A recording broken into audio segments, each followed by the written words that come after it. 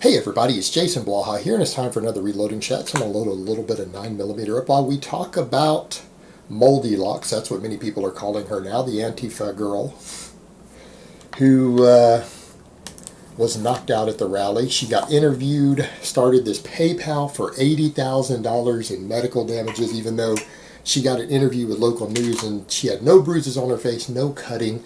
Claimed she did have a cut across her nose, but it had been a couple days and it pretty much healed, so you couldn't see it now. And this made a lot of publicity. Obviously, everyone learned all these things about her. A lot of photos circulated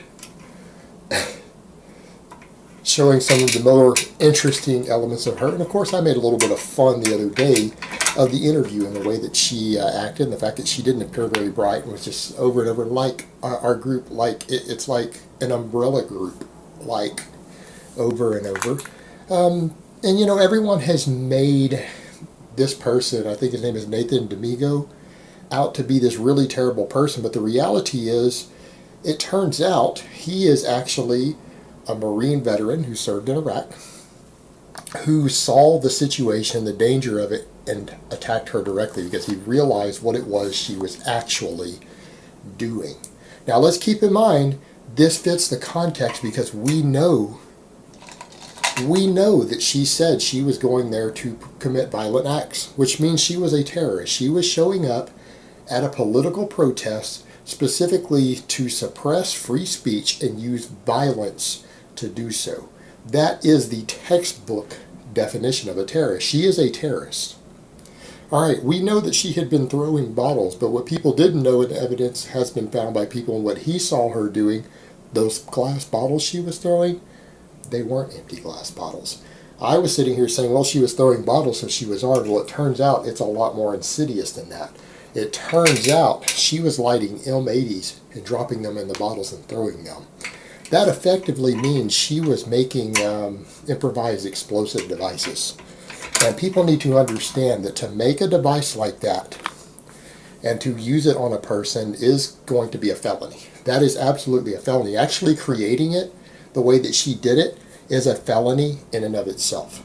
All right, and that further makes it a terrorist act. She created explosive devices, homemade explosive devices, to cause physical harm at a political protest. That means that she is actually a violent terrorist. Okay? She is a violent terrorist. This is someone who, under some of our federal laws, could actually get the death penalty. Now that we know that that's what she did, it would actually be appropriate at this point, not for news to be interviewing her and treating her like she's special or a hero. She needs to be picked up by the FBI. She needs to be picked up by the FBI and be charged with terrorism. Assault with a deadly weapon, creating improvised explosive devices. We've got multiple felonies. And some of these are federal felonies. This is a person who should actually get life in prison for what she did. And some people are acting like she's a hero and they're upset that this man hit her. He saw her making improvised explosive devices that can maim people, could take people's eyes out, could scar people for life, and those bottles explode. All right, this is an evil, insidious, sick bitch. This is not a person who needs to be walking around the streets. This is someone who should either be in a jail cell or be executed. And I believe because of the way she committed those terrorist acts, that is actually within acceptable punishment. Now, because she didn't kill anybody, I don't think she would get the death penalty, but life in federal prison, yeah, that is appropriate for what she was doing. All right, that is violent terrorist acts that this woman is committing. And the guy who stopped her, no matter what you think about him, because I've heard different stories about what he's about or his political beliefs, I don't have confirmation of that, I don't know. But whatever his beliefs happen to be, whether we agree with them or not, his actions make him a hero. He stopped a terrorist from using improvised explosive devices. Had he shot her dead, it would have still been appropriate. Not just knocked her out. And here's the thing. I had several other people talk about this, including someone I know who has served several tours as a combat medic. Saw this and he agreed and said, this group is a terrorist group. This woman is a terrorist Antifa is a terrorist group and we need to treat them like it. And I happen to agree with him on that. But he was horrified, someone who's been a combat medic, what she was doing out there at a political protest in our country, in America. And that's the point that we need to understand. This is someone representing Antifa, member of an Antifa group, known member, public member, self-admitted member, who says that she's going to collect scalps. She says that she is going to a protest to collect scalps, which has identified her as a terrorist, and she's making improvised explosive devices and throwing them at a political protest. As a representative of Antifa, at this point, because we now know that this group and members of this group are committing violent terrorist acts and they are armed at any of these rallies, we need to treat them as terrorists. And I know that I will be doing it that way, and I'm not going to go out looking for these people. That's the police's job.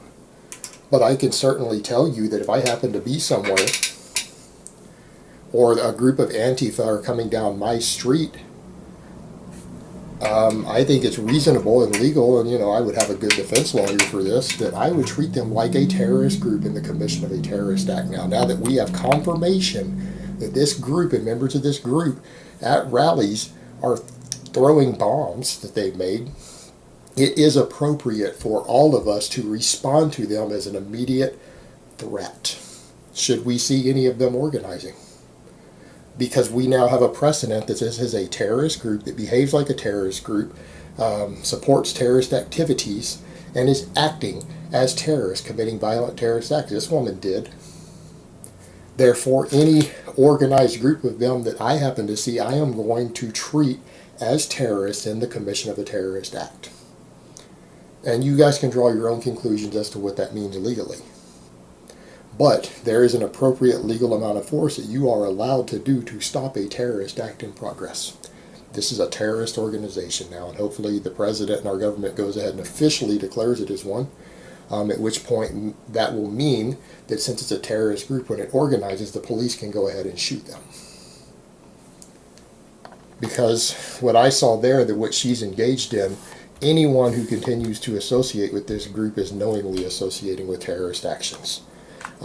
So if they don't want to be treated as terrorists, they need to disavow themselves from this group and not be dressing like them, behaving like them, calling themselves that in public.